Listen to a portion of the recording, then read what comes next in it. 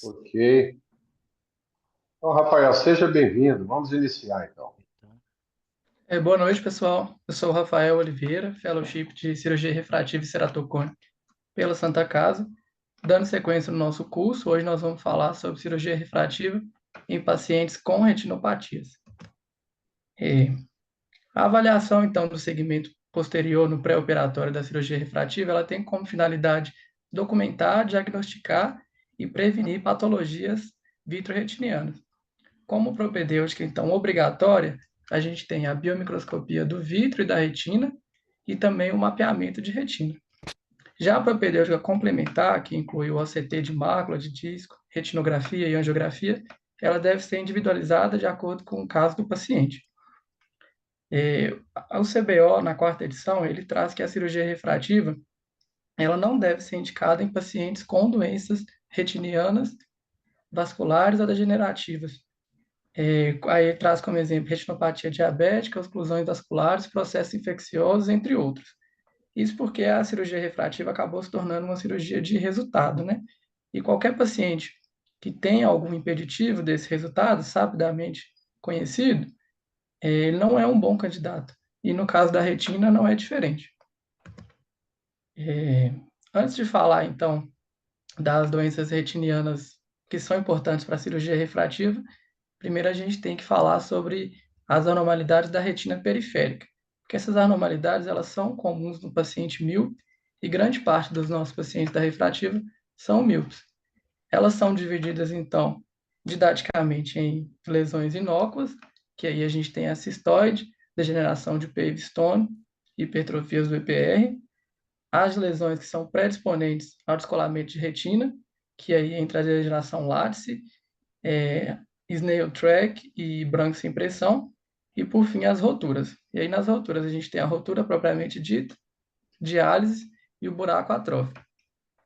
Antes da gente falar da cirurgia refrativa propriamente dita, é interessante a gente conhecer essas lesões para que a gente saiba reconhecer e a conduta adequada em cada uma delas. Então, eu vou falar rapidamente um pouco sobre cada uma.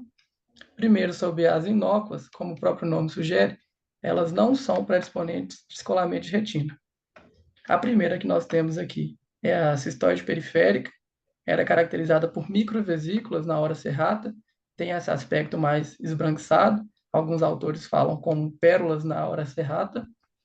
A segunda é a degeneração de Pavestone, ou pedra de calçamento, constitui uma atrofia corretiniana focal, e ela possui esse aspecto hipopigmentado, com as bordas hiperpigmentadas, e é possível ver também os vasos da coroide no seu interior. A terceira que nós temos são as hipertrofias do EPR.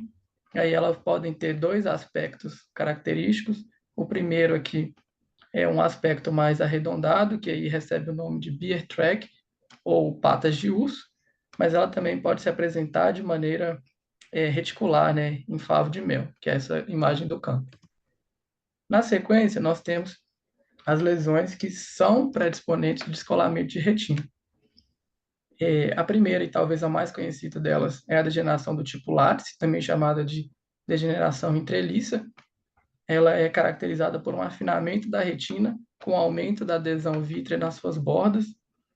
Caracteristicamente também ela possui vasos hialinizados que dão esse aspecto chamado de treliça no seu interior e áreas de hiperpigmentação. Ela é relativamente comum, está presente em 8% da população e está relacionada a até 40% dos casos de descolamento de retina regmatogênico. Normalmente é mais comum ser temporal superior e pode ser uni ou bilateral. A segunda que nós temos é a snail track, também chamada de rastro de caracol. Ela recebe esse nome pelo aspecto mais brancacento. Sempre que a gente fala dessa degeneração, a gente compara ela com a látice para a gente saber diferenciar. Ela também é um afinamento com maior adesão vítrea, só que aqui, diferente do látice, não possui vasos hialinizados no interior, ela tem uma extensão até maior e não possui pigmentos, e sim esse aspecto mais esbranquiçado. Por fim, nós temos o banco sem pressão, também é um aumento da adesão vítrea nesse local, que deixa esse aspecto mais brancacento. Ela está relacionada, é fator de risco para rotura gigante. Passando à frente, a gente tem então as rupturas. Elas são defeito de espessura total da retina, geralmente também temporal superior, e são obrigatórias aí na fisiopatologia do descolamento de retina regmatogênico. A primeira, que é a enferradura, ela recebe esse nome por esse aspecto meio em V. Ela é causada por uma tração anterior da retina, seja por um DVP agudo ou por um trauma, que dá esse aspecto. Caracteristicamente também ela possui um flap no seu meio. A operculada, ela também é uma tração anterior da retina, mas aqui meio que avulsionou esse flap, né? Tirou um pedaço da retina. Até pode ter um flap adjacente, que é o que a imagem de baixo aqui está mostrando, mas ele não está aderido à lesão. E a terceira que nós temos é a rotura gigante. Por definição, é uma rotura que tem mais do que 90 graus de extensão, ou 3 horas de relógio. E é interessante a gente observar na imagem aqui que ela possui uma faixa de retina entre a rotura e a hora serrata, o que já faz um gancho com a próxima, que é a diálise. Na diálise, é uma desinserção, né? Então, a retina, ela se desinsere da hora serrata. Então, não tem uma área de retina aqui, ela solta toda ali da hora serrata. É mais comum o temporal inferior, como a gente está vendo nessa imagem aqui, e tem uma associação com traumas contusos. E, por fim, nós temos o buraco atrófico. O buraco atrófico, ele não resulta de uma tração da retina, mas sim uma atrofia da retina e também a de espessura total. Como a gente está vendo aqui nessa imagem, não tem flap ou área de tração. Bom, agora que a gente reconhece todas as lesões periféricas, é importante a gente saber quando está indicado o tratamento profilático, né? Que seria a fotocoagulação a laser dessas retinas.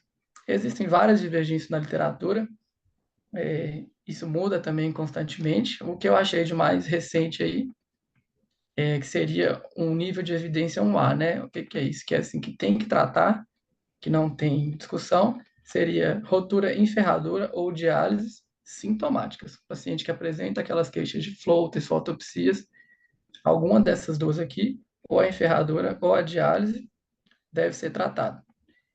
As outras são considerações. Alguns autores recomendam tratar, outros não, que é o caso aqui da diálise assintomática e da rotura operculada também sintomática.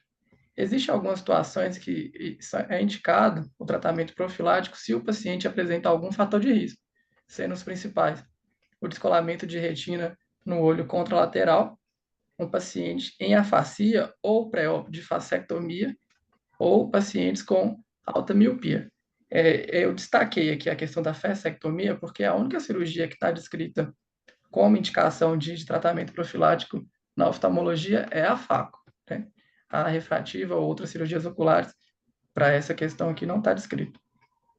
E, por fim, existe alguns autores que também indicam tratar profilaticamente casos sintomáticos de buraco atrófico ou látice ou roturas assintomáticas.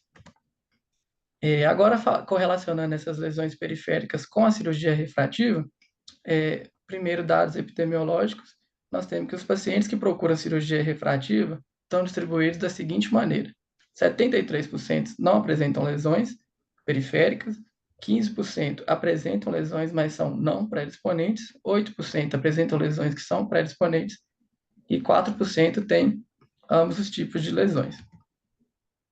Mas aí a gente tem que se questionar: a cirurgia refrativa a laser com excimer, ela aumenta a chance de descolamento de retina? Hipoteticamente, tem alguns estudos que falam que no LASIK, devido à variação brusca da pressão na técnica para a confecção do flap, poderia fazer uma tração na base vítrea, o que ia predispor a uma tração do vítreo e, consequentemente, favorecer uma rotura de uma lesão pré-existente.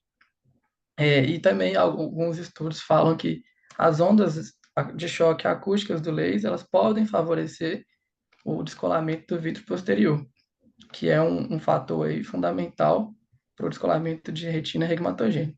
Porém, essas afirmações aqui ainda são estudos, ainda não tem comprovação na literatura que isso ocorre no LASIK mesmo. O que tem de comprovação na literatura são essas informações que a gente traz aqui. A Academia Americana, ela traz vários estudos e com vários, com N grande, inclusive, e a conclusão é que a frequência de descolamento de retina após o tratamento com excimer laser foi semelhante à população geral. E o CBO, na sua quarta edição, ele traz que vários trabalhos mostraram que mesmo os pacientes que têm lesões periféricas e são submetidos à cirurgia refrativa não apresentaram descolamento de retina. E concluiu-se, então, que a incidência de descolamento de retina nesses pacientes foi igual ao dos pacientes míopes que não fizeram cirurgia. E é interessante a gente ver, então, que, apesar de não ter uma comprovação de que a cirurgia refrativa aumenta a chance de descolamento de retina, esses pacientes eles são susceptíveis pela miopia ou as doenças que eles já possuem. Por isso que é fundamental o segmento vitalício. É papel do cirurgião refrativo informar para o paciente que mesmo ele estando livre do componente do grau ali, da miopia, esse olho continua sendo um olho míope, né, com suas alterações e seus riscos, e por isso eles devem ser sempre acompanhados. É o que o Dr. Arnaldo sempre fala, né, cirurgia refrativa, o paciente ele não deve ter alta. Como o nosso curso também não abrange somente as correções com eczema, mas sim todas as modalidades de cirurgia refrativa, é interessante a gente conhecer também sobre os riscos na faco refrativa e no implante de lio fáscica. A taxa de descolamento de retina é sim maior quando se fala de procedimentos intraoculares em comparação com o excimer laser. Então, nessas cirurgias aqui, intraoculares, realmente tem um risco, mesmo que baixo, mas um risco um pouco mais elevado de descolamento de retina. No caso da faco, o fator de risco aí é a tração na base vítrea durante a cirurgia. E no caso das liofásicas, o risco é bem baixo, né? Aqui a Academia Americana traz 0,0013, aumentando exponencialmente ao longo dos anos de cirurgia, mas é um pouco mais elevado do que a população geral. Isso se dá tanto por ser uma cirurgia intraocular, quanto por, às vezes, serem pacientes que têm graus muito elevados e, consequentemente, podem ter mais alterações periféricas ali na retina. Bom, falando agora então das maculopatias, maculopatias e sua relação com excimer laser. É, é, o livro do CBO traz que é contraindicada a cirurgia refrativa com excimer laser em pacientes que apresentam maculopatias que são decorrentes do rompimento da membrana de Bruch, que são aquelas que quebram a relação do EPR com a membrana de Bruch. E os exemplos que trazem a maculopatia miópica, Lacker crack, ruptura traumática da coroide, estria gangioides, entre outras. Nós estamos vendo nas imagens aqui. Isso porque quando tem essa fragilidade do complexo Bru-EPR, no intraoperatório pode predispor a sangramentos subretinianos ou mesmo formação de membranas neovasculares no pós-operatório. E, teoricamente, esse risco é ainda maior no LASIK, devido à sucção que faz parte ali da técnica para a confecção do flap. Na sequência, então, maculopatias na faco refrativa, né? Não só na faco refrativa, mas quando a gente lança a mão das lios prêmios. É interessante a gente saber também que os candidatos a implante de lentes intraoculares multifocais ou de foco estendido, né, que são as endófis, eles devem ter um potencial visual bom. Não pode ter nenhuma patologia significativa no olho. Isso porque essas lentes, eu trouxe as imagens delas aqui no canto inferior, elas têm a capacidade de fornecer uma visão funcional para distâncias próximas, intermediárias e longas, devido a esse design característico aqui. Esse design ele age dividindo os raios de luz que entram no olho, criando diferentes pontos de foco, onde os objetos vão estar mais nítidos. No entanto, com esse mecanismo, apresenta como efeito colateral um comprometimento da qualidade da visão, principalmente pela redução da sensibilidade ao contraste e também outros efeitos adversos. E um paciente que ele já possui alguma maculopatia, esses efeitos negativos, né, digamos assim, eles vão ser potencializados e esse paciente vai ficar muito insatisfeito no pós-operatório. Por isso, uma avaliação pré-operatória específica, tanto da função quanto da anatomia da mácula, é fundamental nesses casos de Lewis prêmio. E aqui um destaque A gente tem que destacar a importância do OCT, que é a tomografia de coerência óptica, da mácula, no pré-operatório desses candidatos ali o prêmio. Tem um estudo que fala que até 25% do, das maculopatias podem passar despercebida no exame clínico, mesmo no exame clínico minucioso. Para exemplificar essa fala, eu trouxe essas duas imagens aqui, que a gente vê que o paciente ele tem alterações ali discretas, né, no fundo de olho, poderiam facilmente passar despercebido, só que quando foi feito o CT, ele tem alterações, né, importantes aqui. Nessa imagem da direita aqui tem até um buraco macular de espessura total, mas que facilmente poderia passar despercebido ali. Por isso, os pacientes com maculopatias, eles são contraindicados ao implante desses tipos de lente. E as principais maculopatias que a gente tem que contraindicam é a DMRI, a membrana epirretiniana. Por fim, é importante a gente falar também sobre a miopia patológica. Por definição, é aquela miopia que apresenta mais do que 6 dioptrias, um comprimento axial maior do que 26,5 e alterações patológicas no fundo de olho. Existe a classificação de Ávila, que ilustra e classifica todas essas alterações que podem vir associadas à miopia patológica. É interessante a gente falar porque normalmente esses pacientes eles não são candidatos à cirurgia refrativa com excimer laser, pois o grau muito elevado acaba ultrapassando ali os limites de segurança que a gente respeita para correção com excimer laser. Mas frequentemente eles podem ser candidatos sim ao implante de Lewis Fasca, né? Essa tabela que eu trouxe aqui no canto inferior esquerdo, a gente vê que a Lewis Fasca pode corrigir até 23 dioptria. Então, muito provavelmente, pacientes com grau tão elevados vão ter algum comprometimento ali no fundo do olho. Pelo que eu vi, assim, não é uma contraindicação absoluta o paciente que tem algum fundo miópico ali ao implante de Lewis Fasca. Só que o que deve ser feito nesses casos? Primeiramente, a propedêutica pré-operatória completa, para documentação e para diagnosticar as patologias, uma avaliação de um especialista em retina, alinhar com o paciente, alinhar a expectativa do procedimento e as suas possíveis complicações. O termo de consentimento, como sempre, é fundamental. E, por fim, é o que eu já falei, de manter o segmento periódico no pós-operatório. E essas foram minhas referências. Perfeito, Rafael. Muito boa a sua apresentação, bastante completa. Pode tirar pode desabilitar aí o seu PowerPoint aí. Então, o Rafael já definiu muito bem, pessoal. Pacientes candidatos à cirurgia refrativa, seja míopes, hipermétropes, e astigmatas e presbitas, precisamos fazer um exame oftalmológico completo, não só do segmento anterior do olho, como também do segmento posterior. Não se justifica nenhum agendamento de cirurgia refrativa, seja LASIK, seja PRK, sem que a gente tenha avaliado a mácula, nervo óptico e a periferia da retina dos nossos pacientes, principalmente os míopes e também principalmente os automíopes. Como o Rafael já esclareceu, os pacientes automíopes eles têm maior prevalência de degenerações na periferia da retina, que podem ser fatores que podem induzir a um descolamento de retina regmatogênico.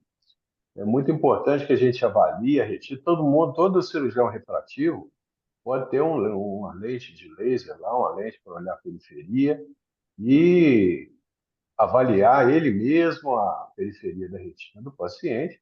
E se ele constatar alguma degeneração na periferia, encaminhar para o retinólogo para que possa ser feita a fotocoagulação da periferia da retina.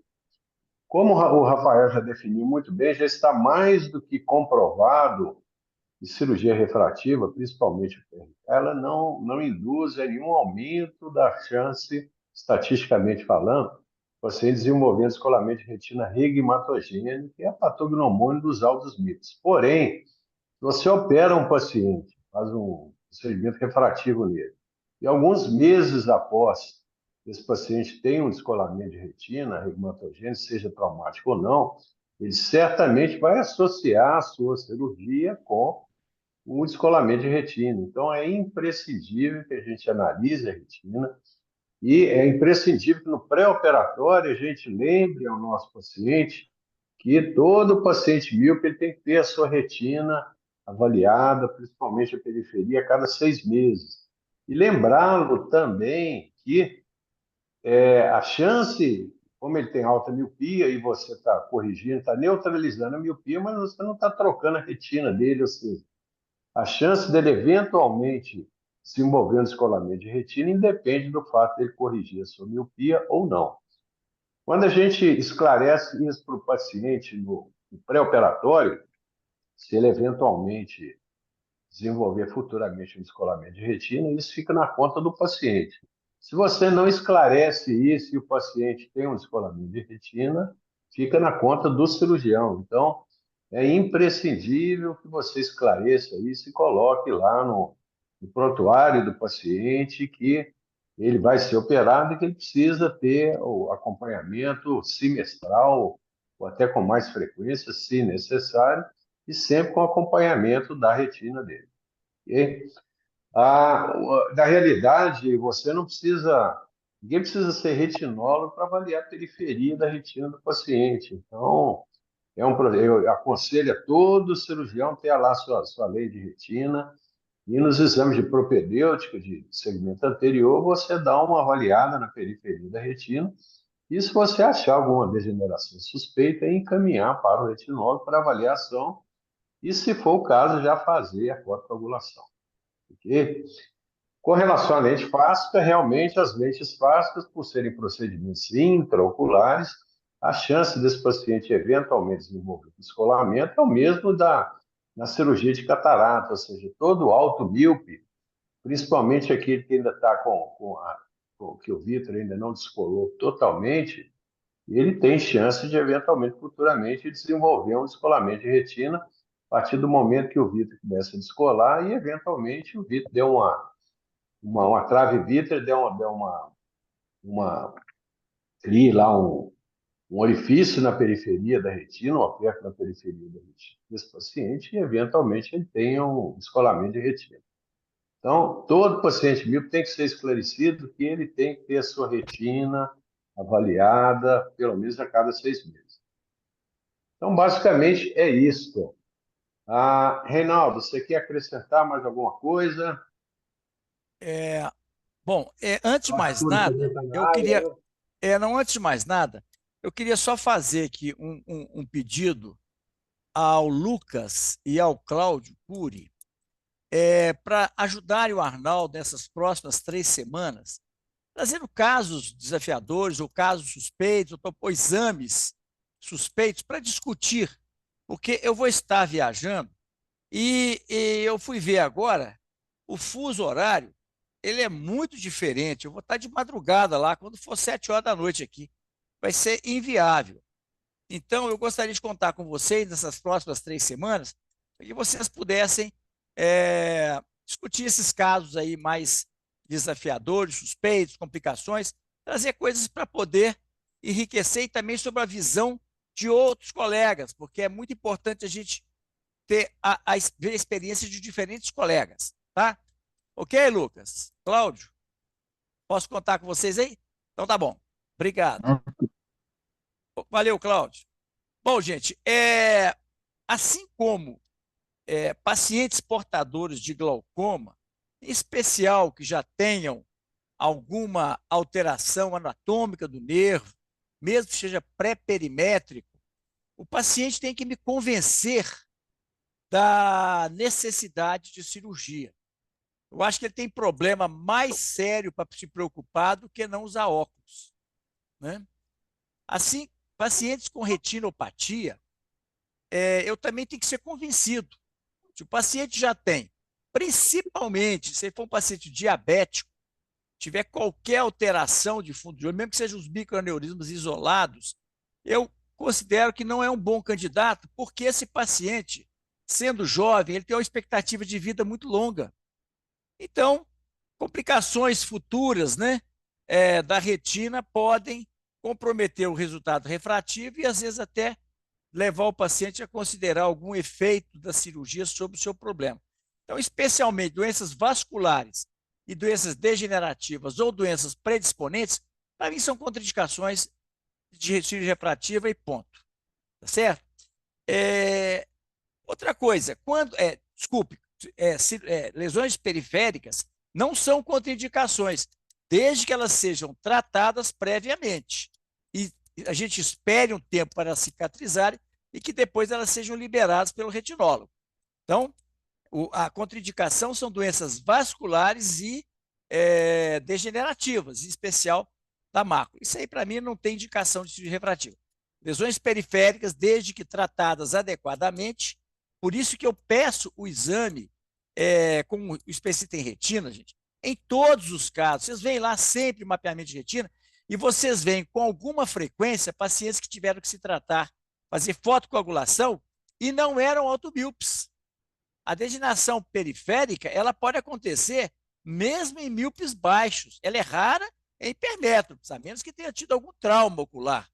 Mas a degeneração periférica é uma característica dos míopes, em especial dos automíopes, mas ocorre também em miopias baixas. Então, todo paciente deve ser acompanhado dessa periferia dele, porque, independente do grau de miopia, pode ter degeneração e pode ser necessário um tratamento prévio. Uma estatística interessante, a propósito, Rafael, eu gostei muito da sua aula, você foi muito objetivo e muito completo, gostei muito, viu? Muito didático também. Parabéns. Bom, você vê o seguinte, candidatos à cirurgia refrativa, a estatística que o Rafael nos trouxe é que 8% tem lesões predisponentes. Gente, 8% é um percentual altíssimo.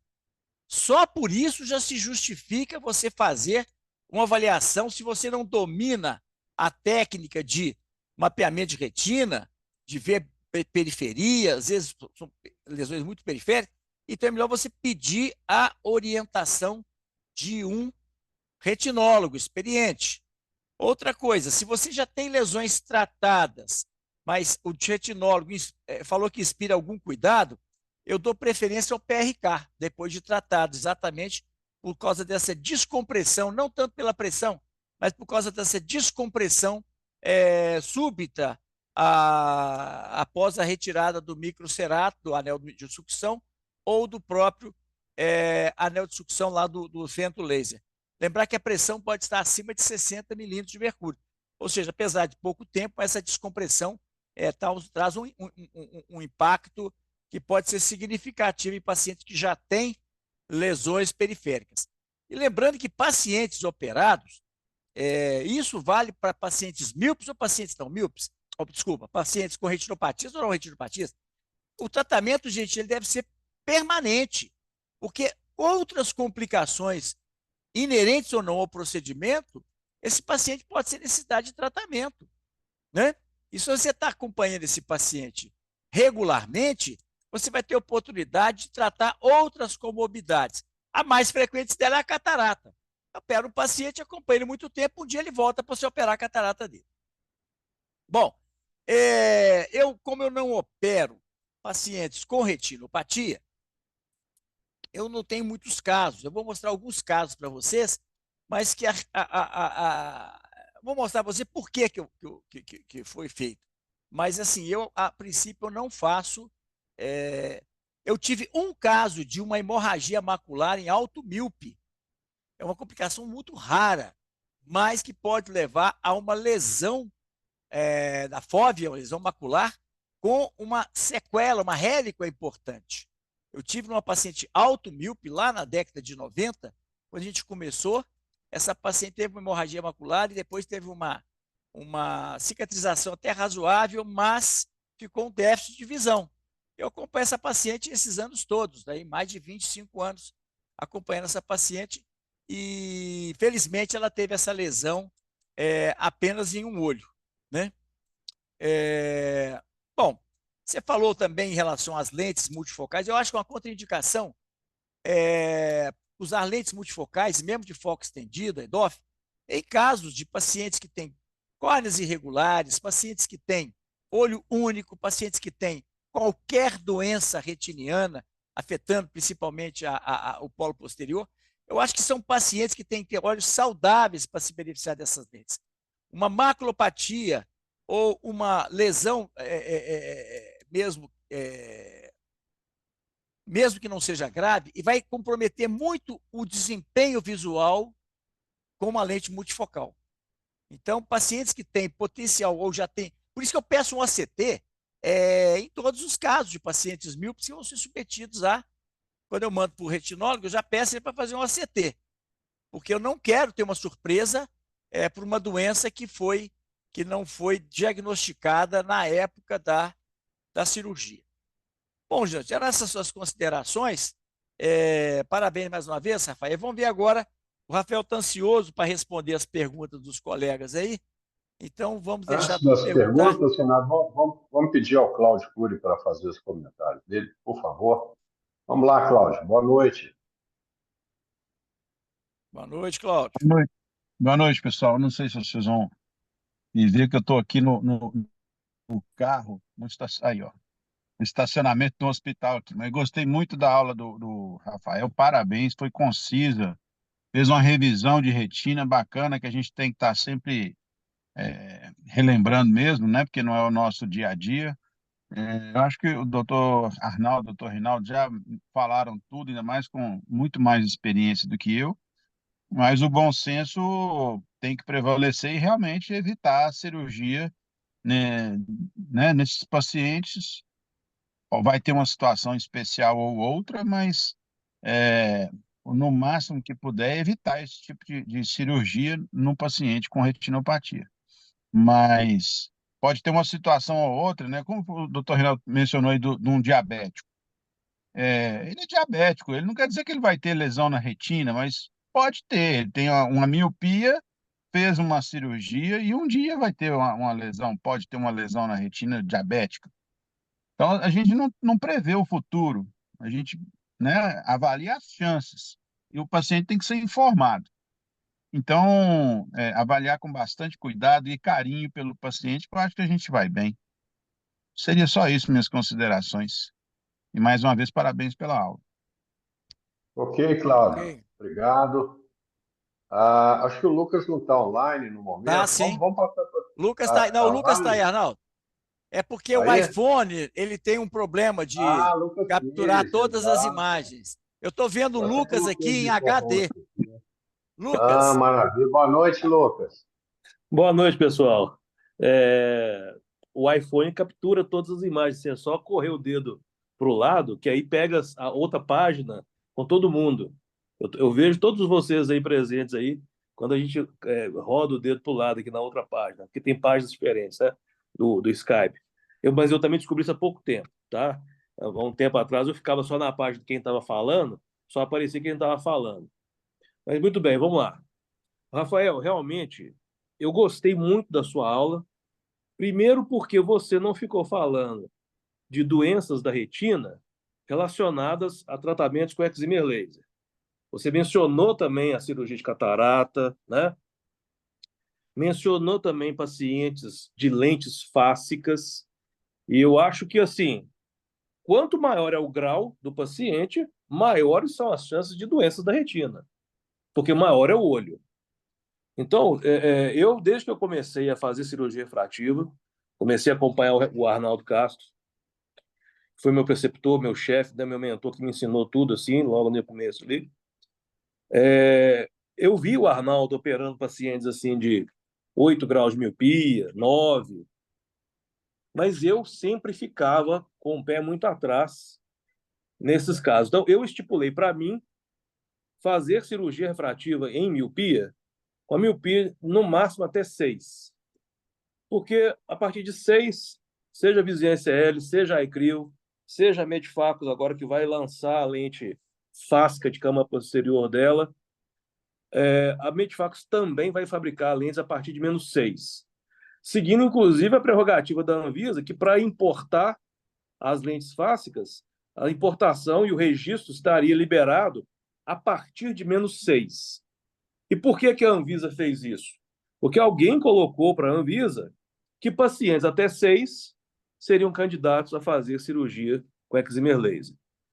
O que, a meu ver, é um engano, que tem muito paciente que não tem uma córnea de boa espessura, não teria uma questão de ter uma tendência mais alta de ter ceratocone, às vezes tem uma córnea mais fina, poderia se beneficiar mais de um implante de uma lente fásca, tendo lá -4, -3,5.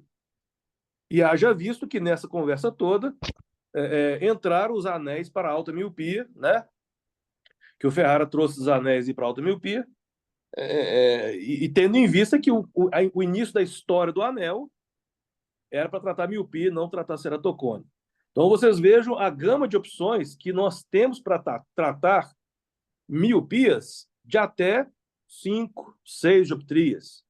Né? Você pode colocar anel para miopia, finalizar com o resto do excimer laser, mas o problema todo começa quando o paciente começa a ter uma miopia mais alta. Aí o paciente não tem córnea com espessura suficiente, aí o paciente pode ter uma miopia de -6,5, mas pode ter uma curvatura da córnea de 40. Como é que você vai operar um paciente de 6,5 graus de miopia com uma córnea que tem uma curvatura plana? Então, todos esses poréns, a gente tem que saber jogar no nosso tabuleiro de xadrez. Eu gostei muito que o Rafael também mencionou, né, as lesões do rompimento da camada de Bru, os Lecker crackers.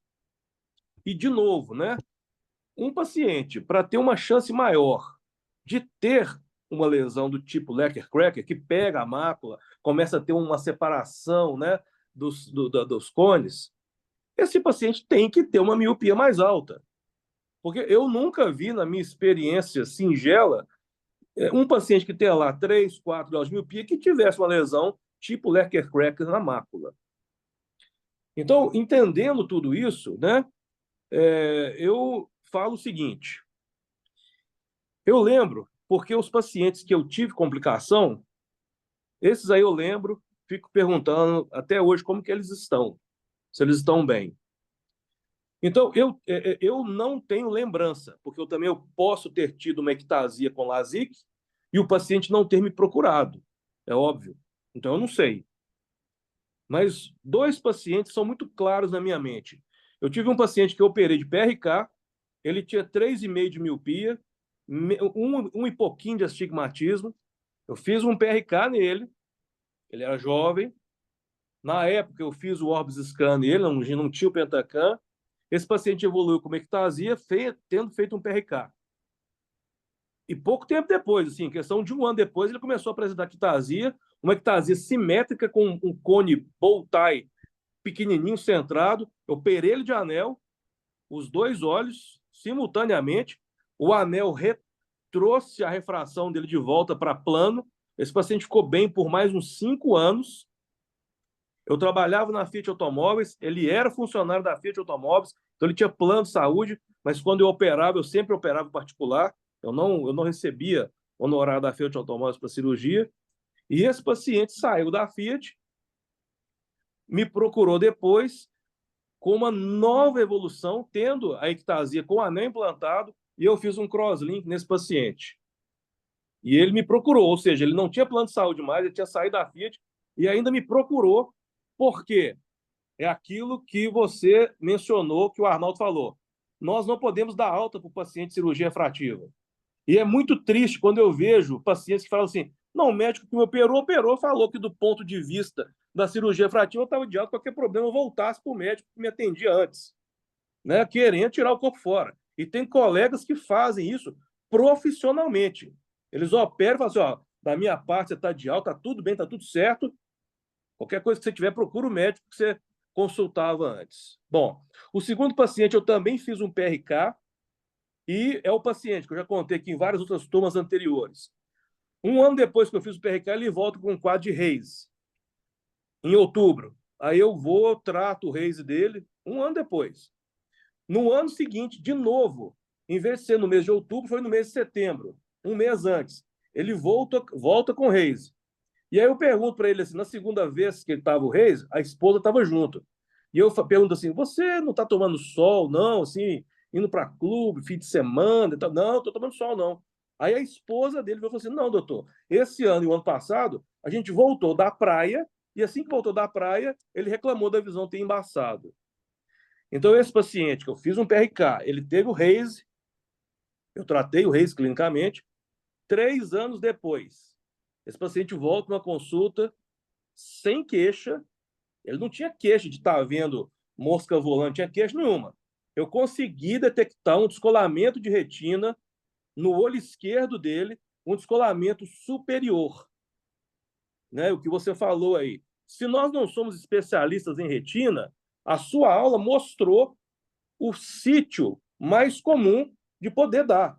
Então, se a gente não é especialista em retina, a gente precisa caprichar a nossa avaliação, o nosso mapeamento, tanto na retina superior quanto na temporal superior também. Então, a gente tem que fazer uma avaliação mais caprichada nessa região, porque é exatamente onde é mais comum de acontecer. Então, graças a Deus, eu consegui detectar o descolamento de retina. Esse paciente foi para o especialista em retina, tratou, cercou o descolamento e não veio a perder a visão dele. Então, fica aqui a mensagem. Não deem alta para o paciente de vocês.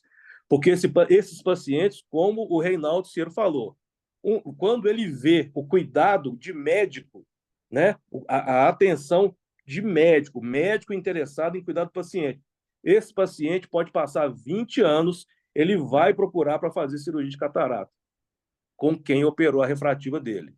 Podem ter certeza que vai. Então, são os meus comentários de hoje. Obrigado. Excelente, Lucas. Então, pessoal, vamos passar agora para as perguntas. Vamos começar aí com o doutor Rafael Valente. Boa noite. Boa noite, Boa Rafa. noite. Parabéns pela aula.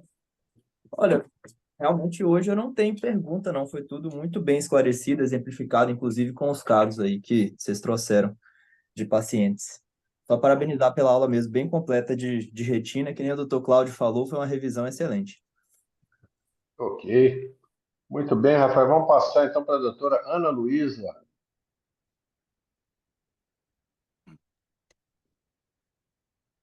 Doutora Ana Luísa está online? Tô. Então, não tem perguntas Boa também, noite. não tô.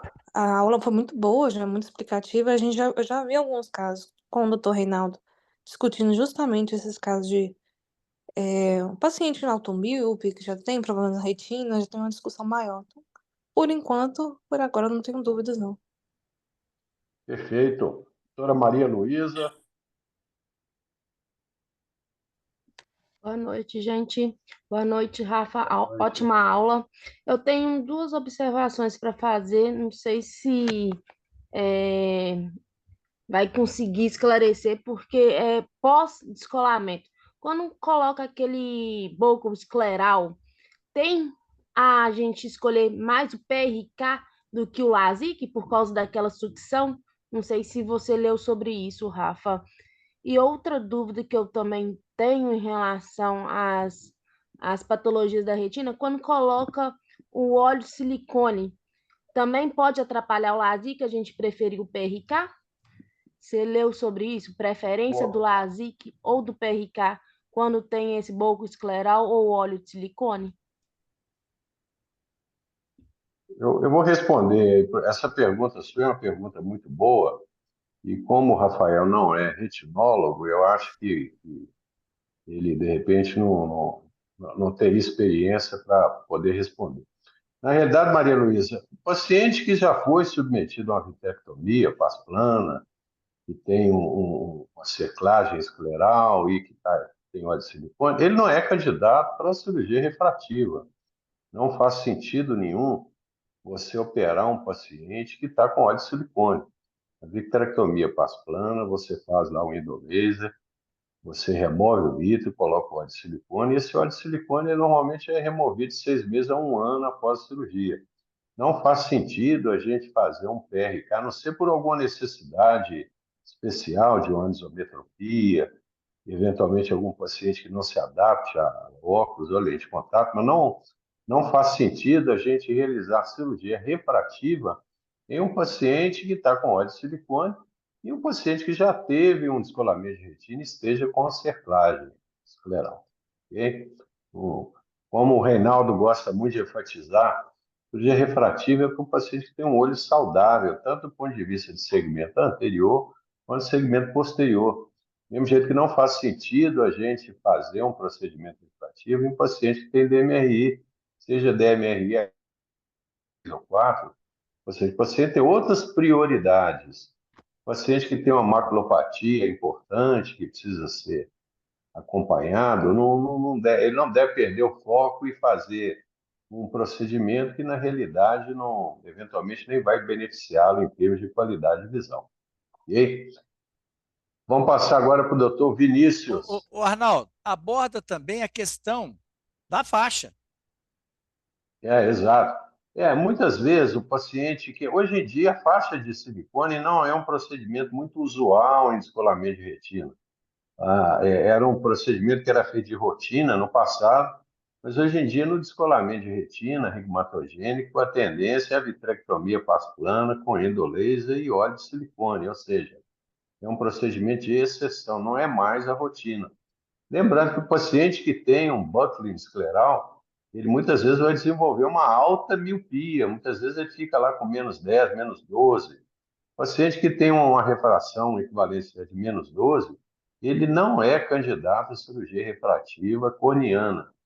Ou seja, nós vamos resolver o problema desse paciente, se a mácula dele estiver intacta, estiver on, vai ser com ou óculos ou lente de contato. Não faz sentido a gente propor cirurgia refrativa em paciente com alta miopia pós-cirurgia de descolamento de retina. Ok? Arnaldo, Ah, ainda tem uma observação sobre isso. Você imagina, esse paciente desenvolve realmente com frequência uma miopia significativa. Vai isso, que você faça essa cirurgia e você tenha que tirar essa faixa de silicone depois. exato, Aí você vai exato. desenvolver uma hipermetropia alta num paciente provavelmente pseudofásico, então você vai arranjar uma confusão maior ainda para esse paciente. Então é uma contraindicação Bem lembrado. absoluta. É tal negócio. Cirurgia refrativa é para olho saudável. Qualquer paciente que Perfeito. precisa ser acompanhado do retinólogo, não devemos propor cirurgia refrativa para ele, a não ser uma exceção muito grande, um paciente que tem uma isometropia lá muitas vezes o olho dominante está com uma alta miopia, não se adapta com óculos, ou seja, é a situação de exceção, não é a rotina. Ok? Vamos passar então para o Vinícius? Vamos lá, Vinícius. Boa noite a todos. Primeiro, parabenizar o Rafa pela aula. Achei uma aula muito enriquecedora e objetiva também. E hoje eu não tenho nenhuma dúvida, não. Acho que foi bem esclarecida na aula e os chefes também falaram bem também sobre alguns casos. Acho que deixou tudo bem esclarecido. Ok, Vinícius. Pessoal, alguém gostaria de fazer mais alguma pergunta, algum comentário? A hora é agora.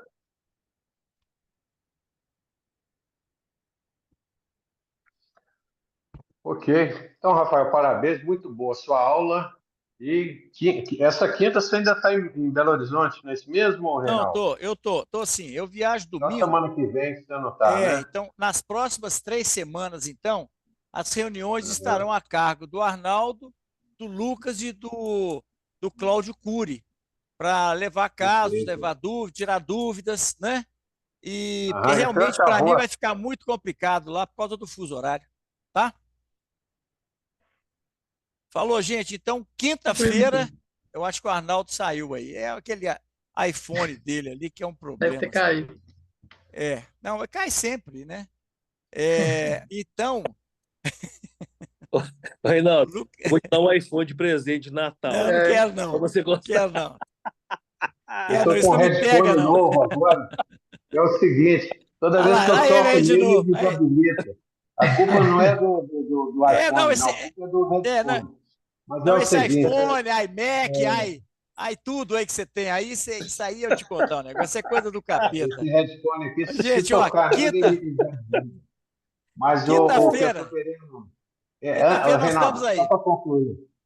Quinta-feira estamos aí, mas eu já estou convocando os 3 Rafaéis para apresentarem quadros, casos cirúrgicos interessantes para a gente poder discutir na próxima quinta-feira.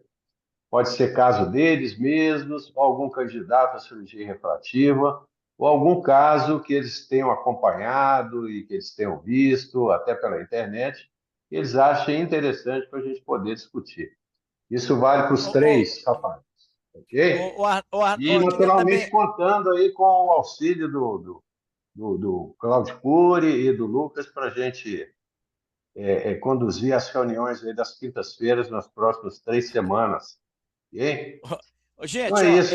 ó, Arnaldo, só antes de terminar, só lembrando que, bom, quinta-feira, então, eu não vou ter muitos casos de problema de retina, mas nós vamos fazer alguns exercícios de alguns casos, operar ou não operar, ou topografias Exato. suspeitas, tá? Vou mostrar para vocês um caso muito interessante que aconteceu hoje. É uma paciente que veio para a rotina e uma miopia muito baixa, um astigmatismo muito baixo, visão de 1. Eu fiz a seguinte pergunta para ela, menina de 24 anos. Você percebe que à noite a sua visão é muito ruim? Você percebe que os faróis espalham a luz, tá? Explosão, como se fosse uma estrela em volta de cada ponto de luz? Ela falou assim, eu vejo isso. Sempre eu ouvi isso. Fiz uma topografia nela, ela tem um ceratocone já importante, uma menina de 24 anos. Aí eu fui fazer a abordagem, ela é uma coçadora de olho, ela reconhece isso. Ou seja, uma pessoa que vem para o exame de rotina, e se a gente está antenado, a gente pode mudar a vida dessa pessoa, evitar que ela coce os olhos, evitar que progrida e, eventualmente, até fazer um crosslink se for necessário. Tá? Então, a gente tem que ficar sempre antenado, porque a gente, como especialista em refrativo e ceratocone, gente, não dá para deixar passar um caso assim. Essa paciente já fez exame a vida toda. Ninguém nunca fez essa pergunta. Eu percebi que quando ela chegou no 20/20, era aquele 20/20 tropeçando. Entendeu? Então, assim, quando você não tem um 20/20, e a ceratometria é 42, tá? 41, 42, nada que chamasse atenção. Refração -1, -0,5. Então, não era a refração que me levou, mas o fato dela não conseguir ter um 20/20 satisfatório, assim, perfeito, e a queixa de visão noturna. Então, a gente deve questionar isso, porque todo paciente de ceratocone, antes de ter problema de grau, de baixa de visão, ele tem problema de aberração de alta ordem. Ok? Então, vamos ficar atento com isso aí. Então, gente, quinta-feira vamos estar aí, e o risco que eu estou correndo de ficar 3 semanas fora é do Arnaldo aí, com o Lucas e o Cláudio aí, fazerem reuniões tão boas que vocês vão falar assim, não, viaja mais um pouquinho aí, Reinaldo, mas tudo bem, eu vou correr o risco. Mas, Reinaldo, é impossível te incentivar a viajar mais do que você já está. É um verdadeiro Globetrotter. Mas vou te falar o seguinte, pessoal. aproveita o free shopping e compra um iPhone com preço barato você vai gostar. Não, eu estou com vontade de trazer um Android para vocês aí, que vocês estão muito complicados com esse negócio de iPhone. Falou, gente, um abraço a vocês, até quinta-feira. Até mais. Falou, Cláudio, um abraço, gente, todos. Valeu, gente.